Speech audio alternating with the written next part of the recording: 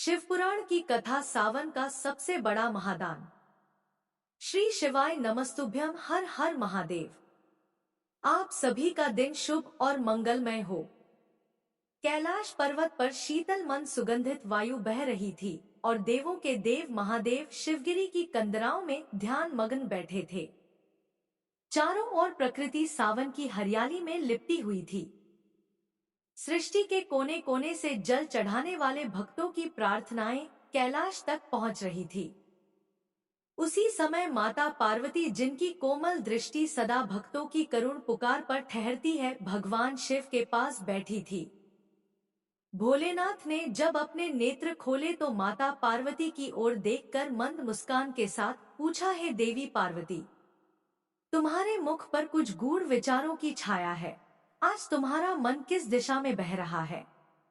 माता पार्वती ने सिर झुकाकर उत्तर दिया, स्वामी, सावन का यह पावन मास सदा मुझे बहुत प्रिय रहा है, परंतु इस वर्ष मेरे अंतर्मन में एक प्रश्न बार बार उठ रहा है। इस मास को देवों का प्रिय कहा जाता है। मैं जानना चाहती हूँ कि इस सावन मास में ऐसा कौन सा महादान है, ऐसा कौन सा परम पुण्य है, जिसे करने से मनुष्य न केवल जन्म मरण से छूटता है बल्कि साक्षात आपकी कृपा का पात्र भी बन जाता है। भगवान शिव कुछ क्षण मौन रहे। उनकी जटाओं से बहते दिव्य गंगाजल की बूंदों की टपकती ध्वनि ने एक अलौकिक सन्नाटा रच दिया। फिर उन्होंने गहन स्वर में कहा, हे देवी पार्वती, तुमने जो पूछा है वह कोई साधारण प्रश्न नहीं है। इस प्रश्न के भीतर समाहित है समस्त लोगों के कल्याण का रहस्य। मैं तुम्हें वह कथा सुनाने जा रहा हूँ जो बहुत कम लोगों को ज्ञात है। यह कथा उजागर करेगी उस महादान का रहस्य जिसे करने से मृत्यु भय से भी छुटकारा संभव है, और वह परम पुण्य जो समस्त पापों का नाश करता है। परंतु इस रहस्य को समझने के लिए तुम्हें धैर्य रखना होगा। माता पार्वती की आंखें अब और अधिक सजग थी। उन्होंने धीरे से कहा, स्वामी, मैं तैयार हूँ। कृपा कर आप वह पवित्र गाथा कहिए जो मानव जीवन को अमृतत्व के मार्ग पर ले जाए। तभी शिवजी ने आरंभ किया एक अद्भुत कथा जो सावन मास में छिपे उस महादान और महान पुण्य का रहस्य खोलने वाली थी। शिवजी कथा सुनाना प्रारंभ करते हैं और माता पार्वती ध्यान मग्न होकर सुनती हैं। भगवान भोलेनाथ कहते हैं, हे देवी, प्राचीन काल की बात है।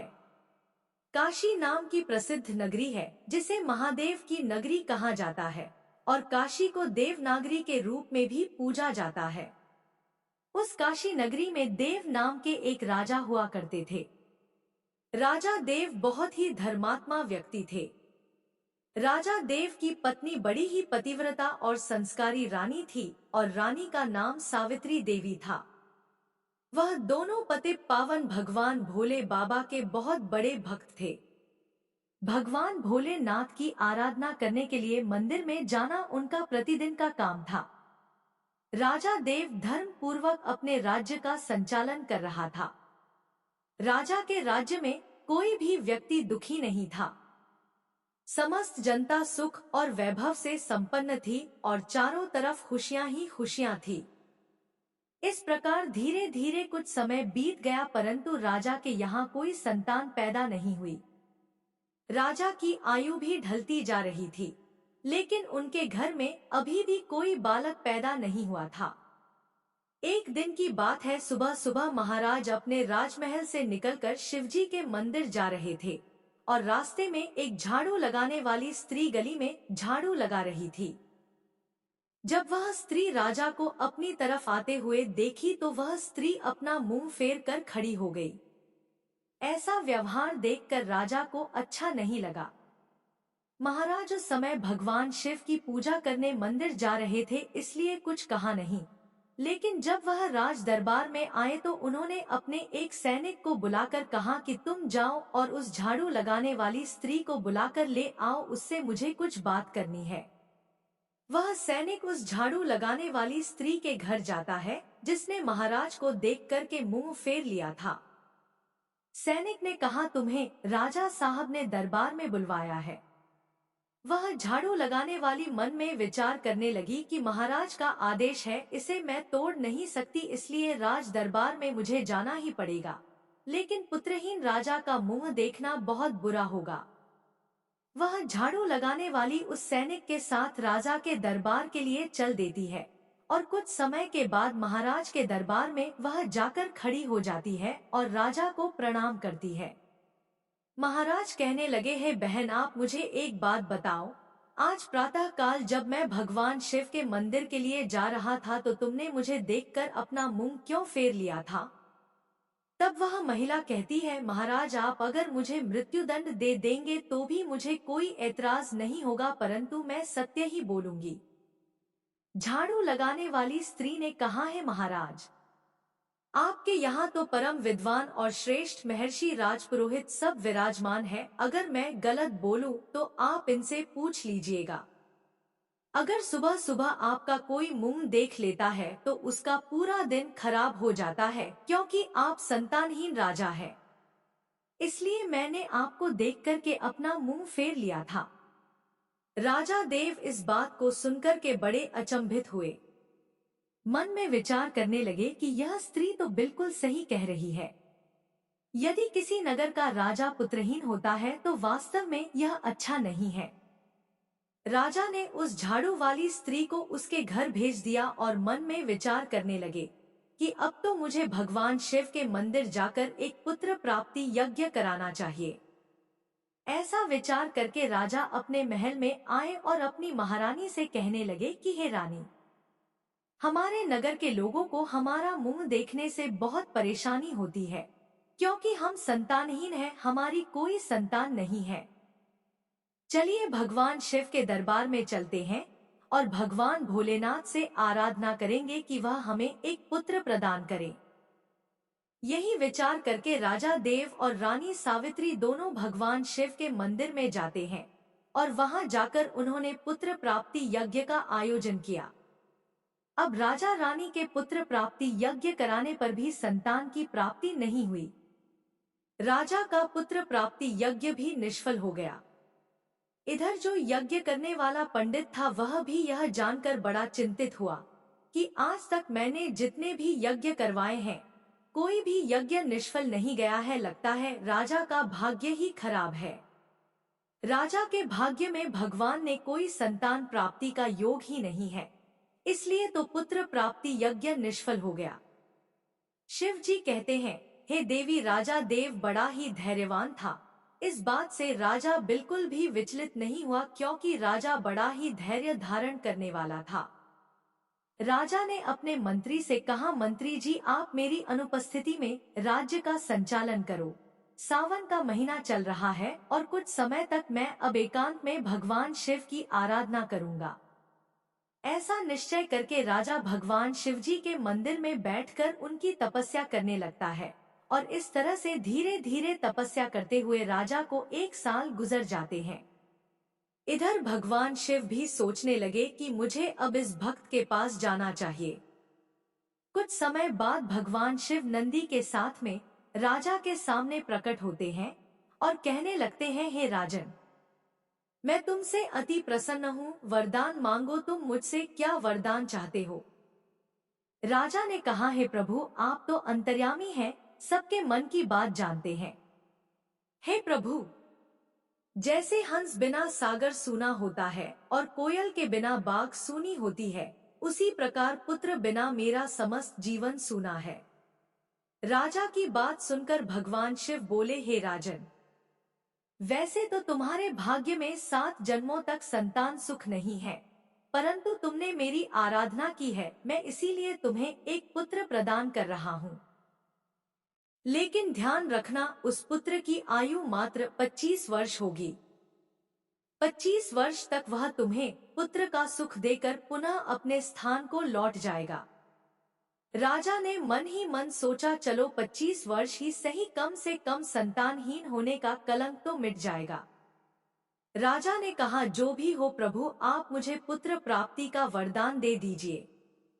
फिर क्या था, भगवान भोले बाबा ने अपने एक गण को बुलाया और उससे कहा कि तुम 25 साल के लिए इस राजा के पुत्र के रूप में जन्म ले लो। राजा मंदिर में से भगवान भोलेनाथ का वरदान लेने के पश्चात वापस अपने महल में लौट जाता है और यह सूचना अपने राजपुरोहित और महारानी को सुनाता है कि भगवान भोलेनाथ ने मुझे पुत्र प्राप्ति का वरदान दे दिया है। अब हमारे घर में बहुत जल्द पुत्र प्राप्त हो जाएगा। अब धीरे धीरे समय व्यतीत गया और भगवान भोले बाबा के वरदान के अनुसार रानी सावित्री देवी गर्भ धारण करती है। यह समाचार मिलते ही राजा के महल में खुशी की लहर दौड़ जाती है और राजा बहुत प्रसन्न होता है। समय के अनुसार भगवान भोलेनाथ के उस महान गण ने राजा के यहाँ पुत्र रूप में जन्म ले लिया। यह देखकर राजा और रानी बड़े प्रसन्न हुए। संपूर्ण काशी नगर में उत्सव मनाया गया कि महाराज के यहाँ पुत्र का जन्म हुआ है। राजा के बेटे का नाम पंडित ने रुद्र प्रताप रखा। धीरे धीरे रुद्र प्रताप बड़ा होने लगा। राजकुमार रुद्र प्रताप अपने पिता की तरह बड़े ही धर्मात्मा और ईश्वर भक्त थे। राजा का पुत्र बड़ी तेजी से बड़ा होने लगा। धीरे धीरे समय गुजरता चला गया। अब राजा बहुत प्रसन्न रहता था क्योंकि उसके घर में एक पुत्र जो आ गया था। पुत्र के लाड प्यार और लालन पालन में राजा वह बात भूल जाता है कि इस पुत्र की आयु मात्र 25 वर्ष है। जब उस पुत्र की आयु 15 वर्ष की होती है तब एक दूसरे नगर का राजा था, राजा तेज सिंह, जिसकी एक पुत्री थी जिसका नाम था वैदेही। वैदेही रूप में इंद्र की अप्सराओं की तरह लगती थी। वह एक परम सुंदरी कन्या थी। वह कन्या भी बड़ा दान धर्म किया करती थी। बचपन से ही उसे अपने माता पिता द्वारा धर्म कर्म करने के संस्कार मिले थे। वह प्रत्येक जीव पर दया रखती थी। सवेरे उठकर सबसे पहले पक्षियों को दाना चुगाया करती थी और अपने द्वार पर आए हुए किसी भी अतिथि और साधु संत को खाली हाथ नहीं लौटाती थी। वह हर भूखे को भोजन कराती थी। वह कन्या भी विवाह योग्य हो जाती है।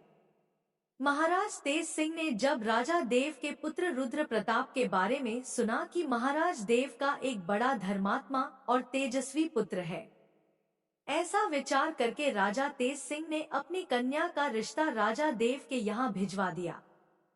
उधर राजा देव ने मन में विचार किया कि मेरे पुत्र की आयु मात्र 25 वर्ष है, मुझे इसका विवाह कर लेना चाहिए। हो सकता है विवाह करने के बाद मेरे पुत्र से मेरा वंश आगे बढ़ जाए। ऐसा सोच विचार कर राजा देव वर्मा ने अपने राजकुमार का रिश्ता तय कर लिया और कुछ समय में ही राजकुमारी वैदेही का राजकुमार रुद्र प्रताप के साथ विवाह हो जाता है। राजकुमारी वैदेही बहुत ही पतिव्रता स्त्री थी। उसकी एक बात यह भी थी कि वह भोजन तब तक नहीं करती थी जब तक किसी भूखे प्राणी को भोजन नहीं करा देती थी। धीरे धीरे समय गुजरता गया। इधर राजा देव को लगने लगा कि उसके पुत्र की मृत्यु का दिन नजदीक आ रहा है, क्योंकि उसकी 25 वर्ष की आयु पूरी होने वाली थी। राजा तो पहले से ही जानता था क्योंकि भगवान भोलेनाथ ने उसे सब कुछ बता दिया था कि आपके पुत्र की आयु मात्र 25 वर्ष की होगी। राजा ने यह बात किसी को नहीं बताई थी।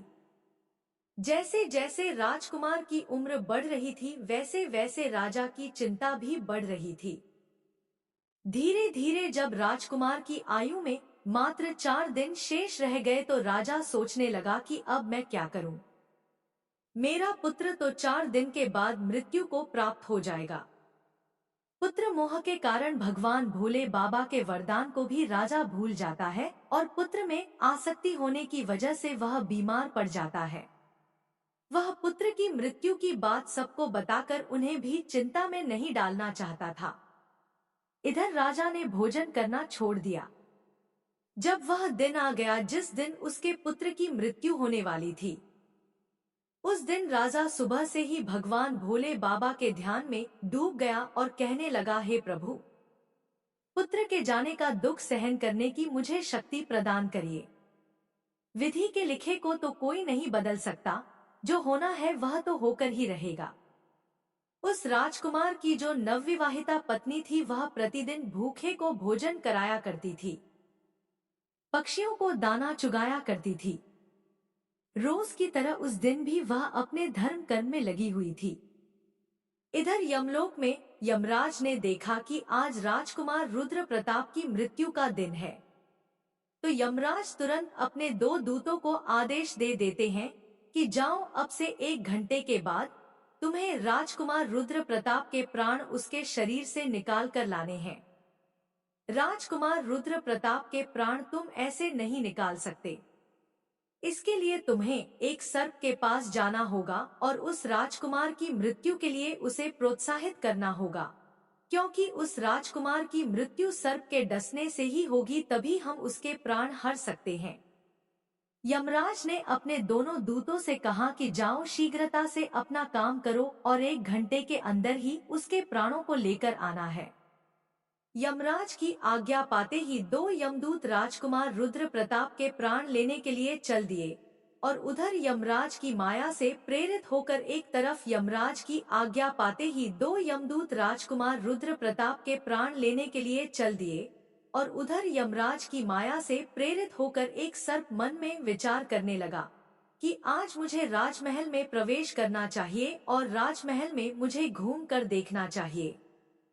सर्प घूमता घूमता चला जा रहा था और राजा के राजमहल में प्रवेश कर गया। अब वह सर्प तो यमराज से प्रेरित था, इसलिए घूमता हुआ वह राजकुमार के बिस्तर पर पहुंच जाता है। जहां राजकुमार सोता था, सांप वहीं जाकर राजकुमार के बिस्तर के पास बैठ जाता है। यमराज के दोनों दूत राजमहल के द्वार पर खड़े हो जाते हैं और समय पूरा होने का इंतजार करने लगते हैं।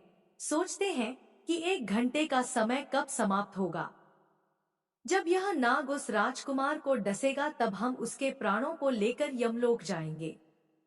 इस प्रकार यम के दूत विचार कर ही रहे होते हैं, तभी क्या होता है, किसी दूसरे एक गांव में एक गरीब व्यक्ति रहता था। उसकी एक पुत्री थी।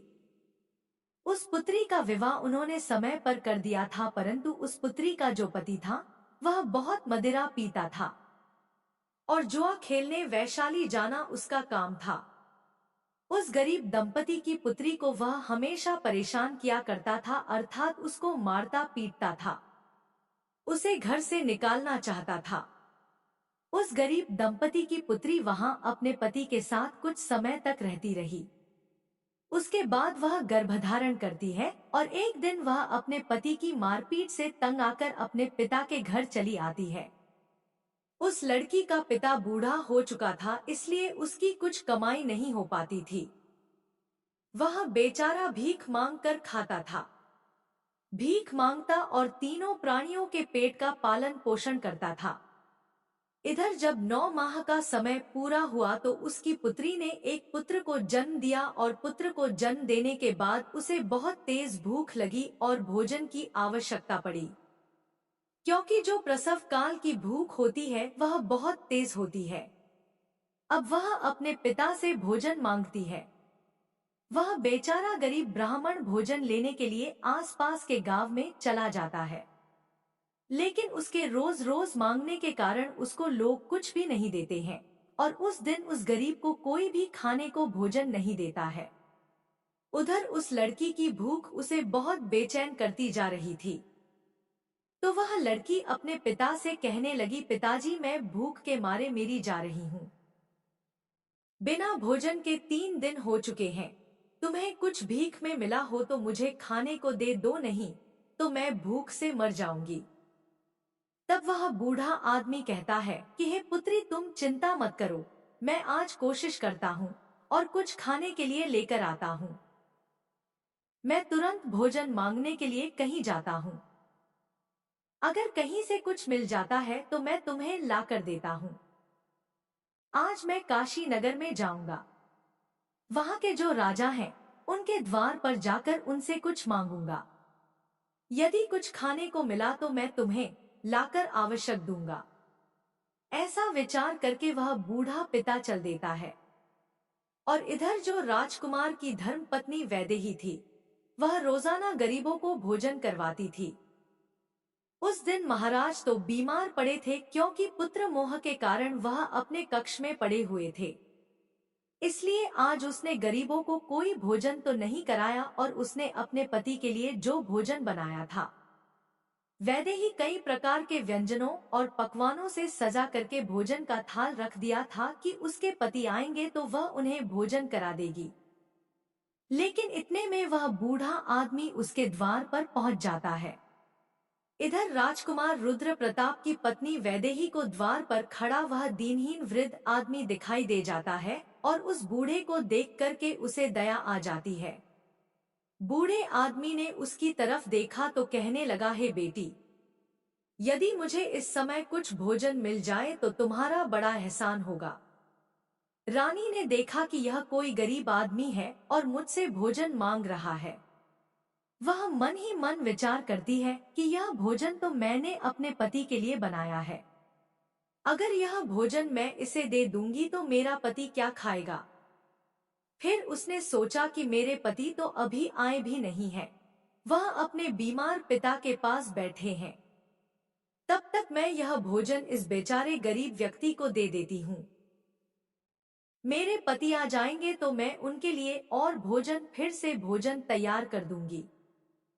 यह विचार कर राजकुमारी वैदेही ने जो भोजन अपने पति के लिए बनाकर रखा था उन स्वादिष्ट व्यंजनों से सजी हुई थाली को उस गरीब बूढ़े आदमी को दे दिया।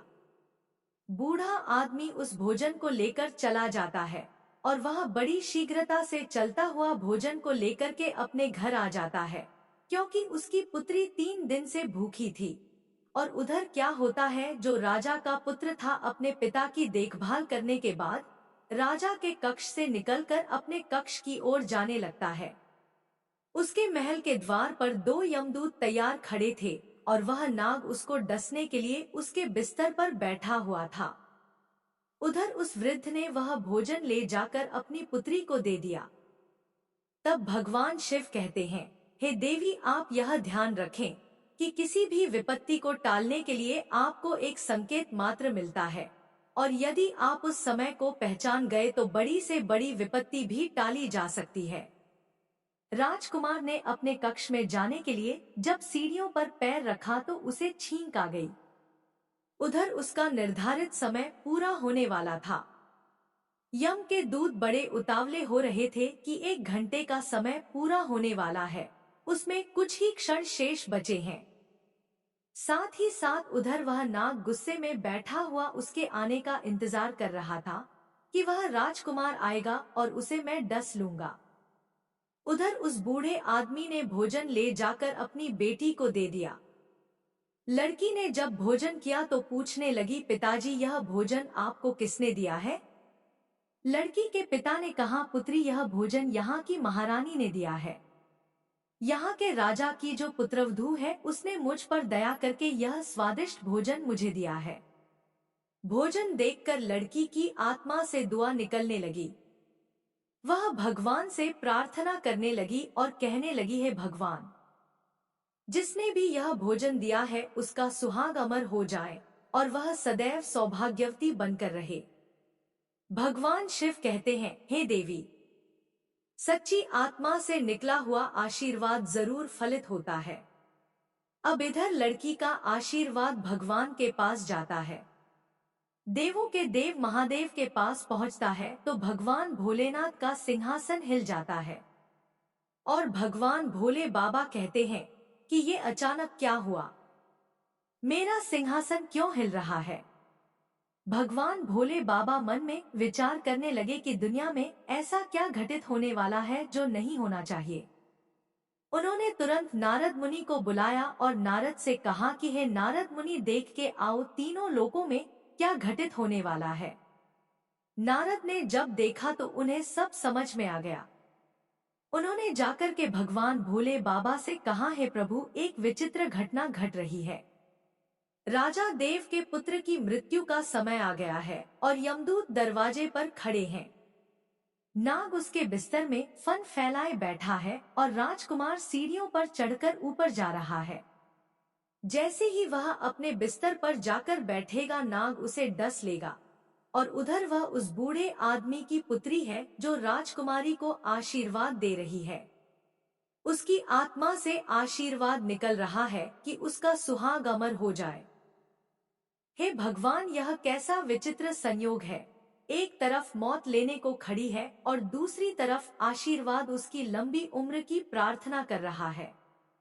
अब तो दान की शक्ति और मौत में टक्कर हो गई। नारद जी बोले, प्रभु अब इसमें क्या होगा।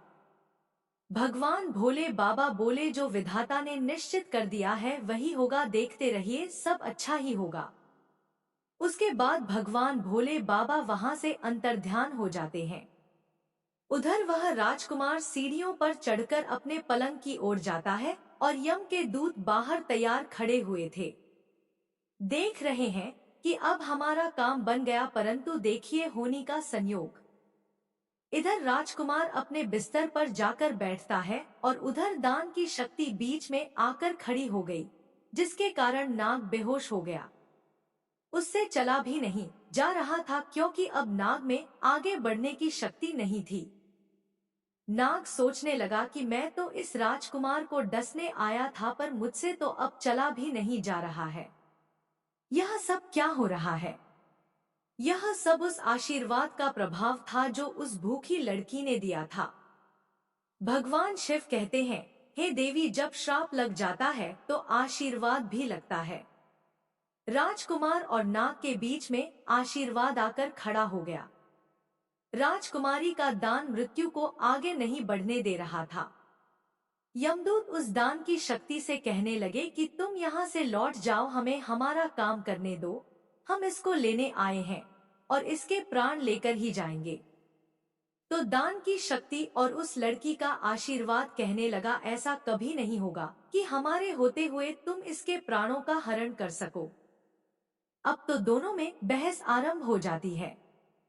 बहस आरंभ हुई तो उनमें युद्ध शुरू हो गया और दान की शक्ति ने उन यम के दूतों को आगे बढ़ने से रोक दिया। यम के दूत आगे नहीं बढ़ पाए और यम के दूत वापस हारकर यमलोक को चले गए। दोनों ने जाकर के यमराज से कहा, महाराज यह कैसी विडंबना है। यमराज ने कहा, क्या हुआ और तुम लोग खाली कैसे आ गए तुम्हें? तो राजकुमार रुद्र प्रताप के प्राण लेने भेजा था। तभी यमदूत कहते हैं, हे स्वामी, उसके प्राणों को लाने में दो बड़ी बाधाएं बीच में खड़ी हैं। उनके आगे हमारा कोई जोर नहीं चल पाया। यमराज ने कहा, ऐसी कौन सी बाधाएं हैं जो मृत्यु के मार्ग में बाधा बन रही है? दोनों यमदूतों ने बताया, हे स्वामी, एक तो दान की शक्ति है और दूसरी आशीर्वाद की शक्ति। अपने दूतों की बात सुनकर यमराज बोले, हे दूतों, लगता है प्राण लाते लाते तुम लोग बूढ़े हो गए हो। मैं स्वयं जाकर देखता हूँ कि कौन सी बाधा राजकुमार के प्राण लाने से रोकती है। फिर यमराज धरती लोक पर स्वयं ही आए। उधर भगवान भोले बाबा ने मन में सोचा कि अब मुझे इनमें समझौता कराना होगा। यमराज इस शक्ति से जीत नहीं पाएंगे और अगर यमराज हार गए तो यह प्रकृति के नियमों का उल्लंघन होगा। यमराज जब वहां उपस्थित हुए तो वहीं भगवान शिव जी भी प्रकट हो गए। यमराज ने भगवान भोले बाबा को देखा तो भगवान भोले बाबा को देख करके उनको प्रणाम किया। भगवान शिव यमराज से बोले, हे यमराज, आप नहीं जानते हो, आपके विधान के अनुसार इसकी आयु पूर्ण हो चुकी है, परंतु आप मुझे यह बताएं कि क्या श्राप नहीं लगता? श्राप तो मुझे भी झेलना पड़ा था। क्या आपने श्राप के कारण मृत्यु लोक में जन्म नहीं लिया था? यमराज कहने लगे, हे भगवान, वह तो मुझे ऋषि के श्राप का मान रखना था। तब भगवान शिव बोले कि जब तुम एक श्राप का मान रख सकते हो तो उसी तरह से किसी की आत्मा से निकलने वाले आशीर्वाद का भी मान रख सकते हो। उसे आप कैसे निष्फल कर सकते हो? यमराज भगवान भोले बाबा से बोले, हे प्रभु, अब इसका उपाय आप ही बताइए कि मैं क्या कर सकता हूँ। तब भगवान भोले बाबा यमराज से बोले कि आप इस राजकुमार की आयु 100 वर्ष कर दीजिए और 100 वर्ष के बाद इसको आप ले जाना। यह उस शक्ति के आशीर्वाद और वरदान के कारण मृत्यु के योग्य नहीं रहा है। अब मृत्यु को इसने जीत लिया है। भगवान भोले बाबा के कहने पर यमराज ने प्रकृति के नियमों में परिवर्तन कर दिया और राजकुमार रुद्र प्रताप की आयु को बढ़ाकर 100 वर्ष कर दिया। इसके बाद यमराज यमलोक को वापस लौट गए। इधर राजकुमार रुद्र प्रताप की आयु 100 वर्ष की हो जाती है। भगवान शिव कहते हैं, देवी इस प्रकार से एक भूखे को भोजन दान देने पर राजा की संतान पर आई मृत्यु भी टल गई।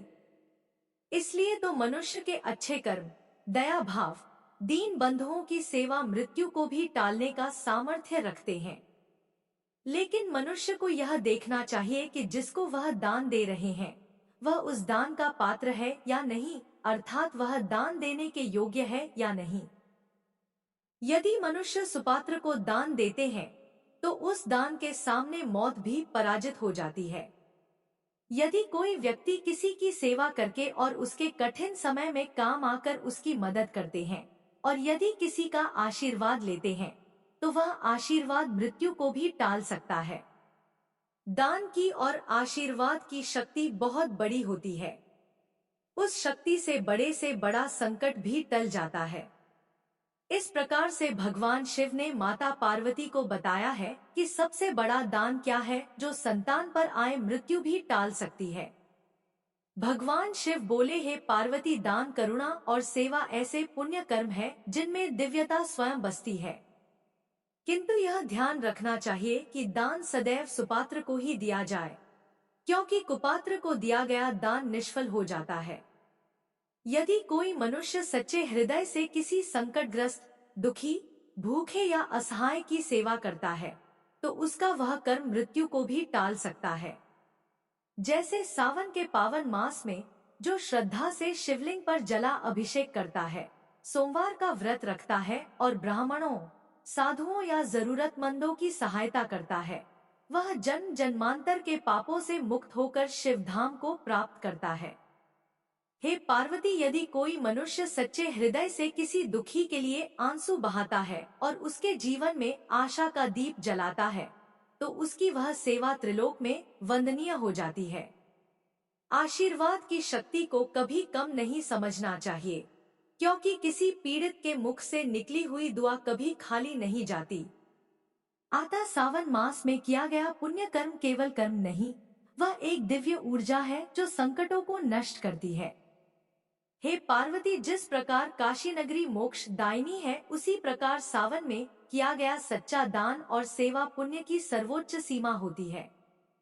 माता पार्वती यह सब सुनकर अत्यंत प्रसन्न हो गई और बोली, हे त्रिपुरारी, आपने मेरे हृदय को शांति और आनंद से भर दिया। अब मुझे ज्ञात हो गया कि सच्चे दान, सेवा और करुणा से असंभव कार्य भी संभव हो जाता है।